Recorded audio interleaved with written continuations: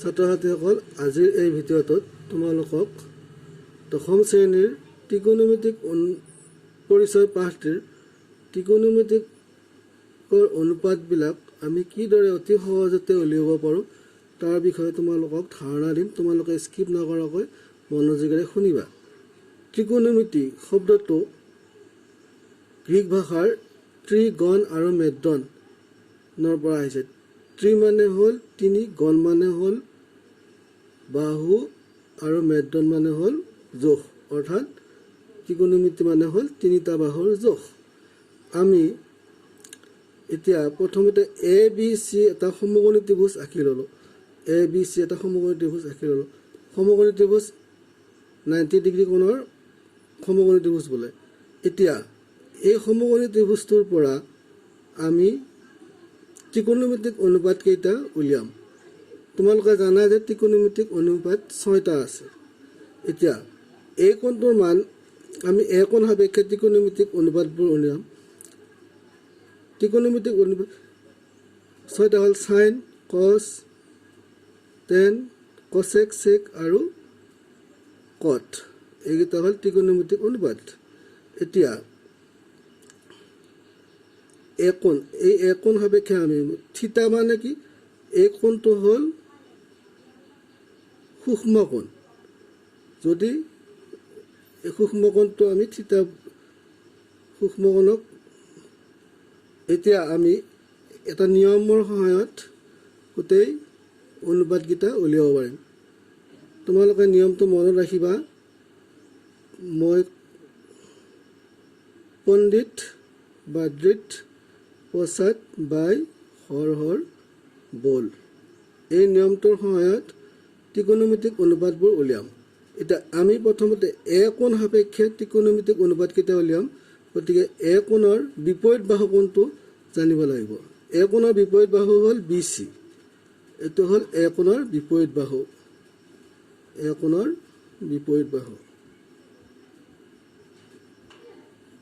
এ কোণৰ বিপৰীত বাহু, এ কোণৰ বিপৰীত বাহু বি চি। আমি ইয়াক নামকৰণ কৰিম পাৰপেণ্ডিকুলাৰ। আৰু এ কোণৰ সন্নিহিত বাহু হ'ল এ বি। এ কোণৰ সন্নিহিত বাহু, এ কোণৰ সন্নিহিত বাহু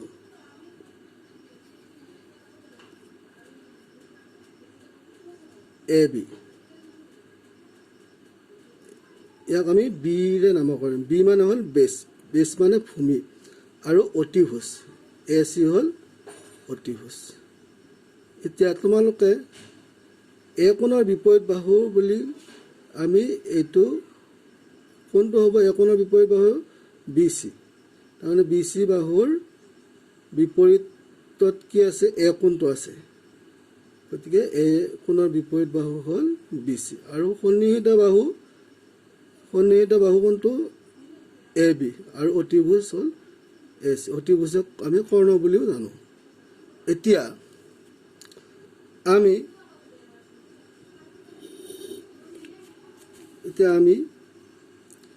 পণ্ডিত বাদ্ৰিত পশ্চাত হৰ বল, এই নিয়মটোৰ সহায়ত ত্ৰিকোণমিতিক অনুপাত গোটেইকেইটা উলিয়াম। এতিয়া পি বাই এইচ এছ বি আছে। পি মানে কি আছিল? এ কোণৰ বিপৰীত বাহু। আৰু বি মানে হ'ল এ কোণৰ সন্নিহিত বাহু। আৰু এইচ মানে কি? অতিভুজ। এতিয়া আমি সাইন এ, পি মানে এইটো হ'ব সাইন, এইটো কছ, টেন, কচেক, চেক আৰু কট। এতিয়া আমি ত্ৰিকোণমিতিক অনুপাতকেইটা উলিয়াম ইয়াৰ পৰা। এতিয়া প্ৰথমতে সাইন এ। সাইন এ মানে কি পাইছোঁ? আমি ইয়াত চাব লাগিব পি বাই এইচ। কি পাইছোঁ? পি বাই এইচ। এতিয়া পি মানে কি? এ কোণৰ বিপৰীত বাহু। ইয়াতে আমি লিখিম এ কোণৰ বিপৰীত বাহু। এ কোণৰ বিপৰীত বাহু। আৰু এইচ মানে হ'ল অতিভুজ, এইচ মানে কি অতিভুজ। এতিয়া এ কোণৰ বিপৰীত বাহু আছিল কোনডাল বি চি, ইজিকেলটো কি হ'ব বি চি, আৰু অতিভুজ আছিল এ চি, এ চি। নিশ্চয় বুজি পাইছা তোমালোকে। চাইন এ হ'ল পি বাই এইচ ইজিকেলটো এ কোণৰ বিপৰীত বাহু বাই অতিভুজ ইজিকেলটো এ কোণৰ বিপৰীত বাহু হ'ল বি চি আৰু এ অতিভুজ আছিল এ চি। এতিয়া আমি চাইন এ উলিয়ালোঁ, কছ এ উলিয়াম। কছ এ মানে কি বি বাই এইচ, বি বাই এইচ। বি মানে কি এ কোণৰ সন্নিহিত বাহু, বি মানে হ'ব এ কোণৰ সন্নিহিত বাহু।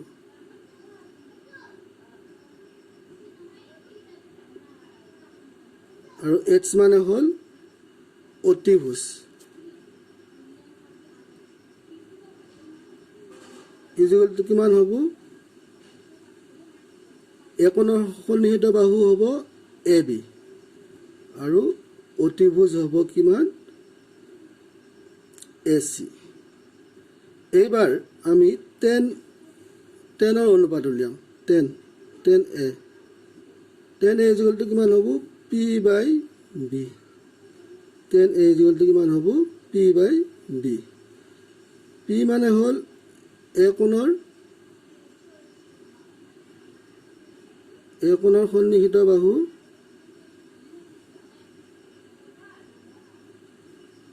বাই এ কোণৰ সন্নিহিত বাহু বাই পি মানে এ কোণৰ বিপৰীত বাহু। পি মানে হ'ব কি এ কোণৰ বিপৰীত বাহু, এ কোণৰ বিপৰীত বাহু, আৰু বি মানে হ'ল এ কোণৰ সন্নিহিত বাহু।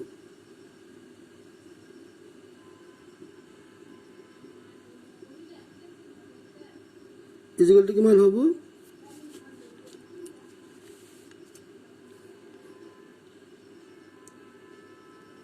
B C by A B. নিশ্চয় তোমালোকে বুজি পাই আছা। চাই আমি টেন এ উলিয়ালোঁ। এইবাৰ আমি কচেক এ উলিয়াম। কচেক এ ইজিকেলটো এইবাৰ ওলোটা হৈ যাব।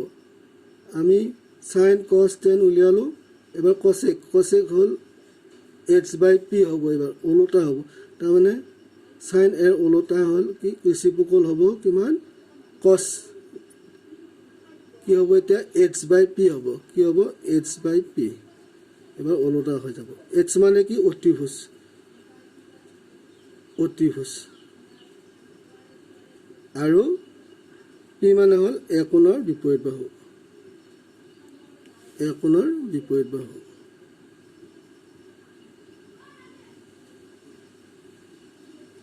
ইজিকেলটো কিমান হ'ব অতিভুজ মানে কিমান আছিল এ চি আৰু বিপৰীত বাহু কি হ'ব বি চি। কচেক এৰ উলিয়ালোঁ। এইবাৰ আমি চেক এৰ মান উলিয়াম, অনুপাত উলিয়াম। চেক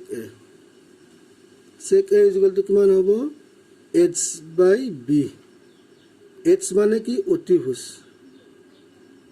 এইচ মানে হ'ল অতিভুজ আৰু বি মানে হ'ল এ কোণৰ বিপৰীত এ কোণৰ সন্নিহিত বাহু। বি মানে হ'ল এ কোণৰ সন্নিহিত বাহু, এ কোণৰ সন্নিহিত বাহু। অতিভুজ মানে কি আছিল এ চি, অতিভুজ মানে হ'ল এ চি আৰু সন্নিহিত বাহু কি হ'ব এ বি। গতিকে চেক এ পালোঁ কিমান এইচ বাই বি ইজিকেলটো অতিভুজ বাই এ কোণৰ সন্নিহিত বাহু ইজিকেলটো এ চি বাই এ বি। এইবাৰ আমি কট এৰ মান পাম। কট এ ইজিকেলটো কিমান হ'ব বি বাই পি। তাৰমানে বি মানে হ'ল এ কোণৰ সন্নিহিত বাহু, বি মানে এ কোণৰ সন্নিহিত বাহু বাই এ কোণৰ বিপৰীত বাহু, এ কোণৰ বিপৰীত বাহু। ইজিকেলটো কিমান হ'ব? সন্নিহিত বাহু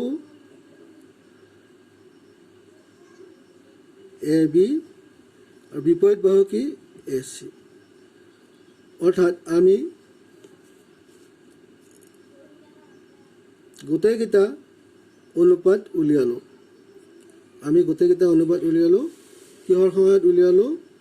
PBP by HHB, Pandit Bajit Prasad by Har বল। এই নিয়মটো যদি তোমালোকে মনত ৰাখা, অতি সহজতে তোমালোকে ত্ৰিকোণমিতিক যিকেইটা অনুপাত আছে সেই গোটেইকেইটা অনুপাত উলিয়াব পাৰিবা। এতিয়া আমি একোণ সাপেক্ষে ত্ৰিকোণমিতিক অনুপাত উলিয়ালোঁ। তোমালোকক যদি চি কোণ সাপেক্ষে উলিয়াব দিয়া হয় তেতিয়া তোমালোকে এই নিয়মটোৰ সহায়তে গোটেইকেইটা অনুপাত অতি সহজতে উলিয়াব পাৰিবা। নিশ্চয় তোমালোকে এই ভিডিঅ'টো বুজি পাইছে। যদি বুজি পাইছে তোমালোকে এই ভিডিঅ'টো লাইক আৰু এই চেনেলটো ছাবস্ক্ৰাইব কৰিবা। ইয়াৰ পিছত